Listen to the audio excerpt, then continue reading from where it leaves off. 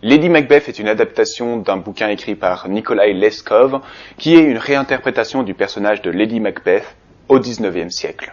Avant de commencer, la raison pour laquelle je suis allé voir ce film, c'est que j'aime énormément Lady Macbeth. C'est un personnage que je trouve extrêmement bien écrit dans la littérature et qui a été interprété de plein de manières, de différentes manières, et qui est vraiment pour moi un des personnages les plus fascinants dans la littérature.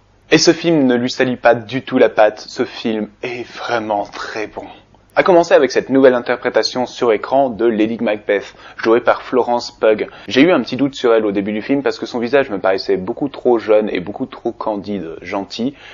Et non, pas du tout, ça va, la performance est vraiment très bonne. Petit à petit, justement, on a l'évolution de cette femme qui devient de plus en plus forte, de plus en plus refermée, et qui devient ce qu'elle a toujours été, une énorme manipulatrice. C'est vraiment un personnage féminin qui a une prestance et une aura de respect qui dégage d'elle, et ici, principalement avec cette actrice, c'est sa voix qui fait tout le travail. Oui, bien sûr, au fur et à mesure du film, son visage devient de plus en plus terne, et elle est beaucoup moins naïve par rapport à son mariage, à la vie, à ce qui l'entoure, mais vraiment, sa voix a quelque chose de très intéressant. C'est une voix assez grave pour une femme, et qu'elle arrive vraiment à faire porter sans hurler.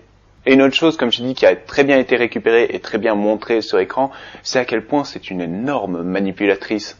Elle va piéger les gens, que ce soit à cause d'événements ou alors que ce soit à cause de leur propre faute, et souvent, très souvent dans le film, sans du tout appuyer dessus, vous poussant vraiment à comprendre. Il y a beaucoup de ces manipulations qui sont dans le non-dit, qui ne seront pas parlées à voix haute, mais qui sont juste cadrées légèrement, pas zoomées dessus, pas de musique pour faire tin, tin, tin, juste cadrées. Et si vous observez le plan et que vous comprenez globalement ce qui s'y passe, vous comprenez la manipulation. Et c'est vraiment une façon très intelligente d'avoir fait ça.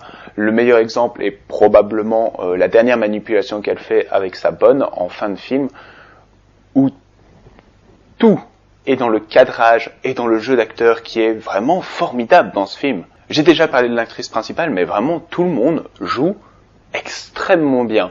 On a son amant, Cosmo Jarvis, pas très convaincu par lui pendant tout le long du film, mais sur les 15, il joue pas mal, c'est juste que c'était pas extraordinaire, mais sur les 15 dernières minutes, à la fin de sa performance, waouh! Vraiment, vraiment très bon, très bonne performance. Et même pour les personnages un petit peu plus secondaires, comme la bonne, interprétée par Naomi Ackie, qui est très attachant et qui donne vraiment une performance assez forte et assez émouvante. Et la réalisation ne déteint pas du tout dans le film. J'ai déjà parlé de l'excellent cadrage qui raconte des choses sans sentir obligé d'en parler, mais je peux vraiment dire ça de toute la mise en scène. Excellente. Dès le début, pour bien introduire le personnage de Lady Macbeth et faire comprendre qu'elle est dans une cage, il y a un excellent truc de mise en scène, c'est que la caméra est en fixe pied lorsqu'elle est à l'intérieur de la maison, qu'elle se fait réprimander par des gens et qu'elle est dans une position donc de faiblesse, et dès qu'elle sort, qu'elle retourne à la nature parce qu'elle aime énormément se promener, on retourne à une caméra un petit peu plus vivante, à épaules portées. Comment expliquer ton personnage par l'image? C'est excellent. Il y a quelques plans séquences dans le film, mais ce sont pas des plans séquences, comme j'aime les appeler, de branlette. Ici, le but est vraiment pas de faire « regardez comme je sais faire des plans séquences et comment je suis puissant », mais de revenir à la base de la mise en scène. Si tu fais quelque chose, c'est que ça veut dire quelque chose. Les plans séquences ici travaillent l'ambiance du film, vous faire ressentir les malaises, vous faire ressentir les dangers, vous faire ressentir l'horreur face à vous, parce que c'est quand même une femme qui utilise le meurtre pour ses propres fins. Et pour appuyer encore plus sur cette oppression, quasi tout en plan fixe et symétrique, pas de musique du tout, du début à la fin. Il y a une petite note sourde d'ambiance sur les quelques dernières secondes avant le générique, mais même le générique n'a pas de musique.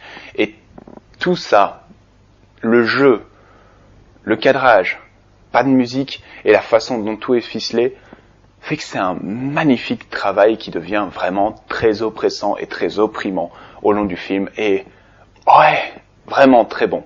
Si je devais coter ma satisfaction en ayant vu Lady Macbeth, elle serait de 19 sur 20.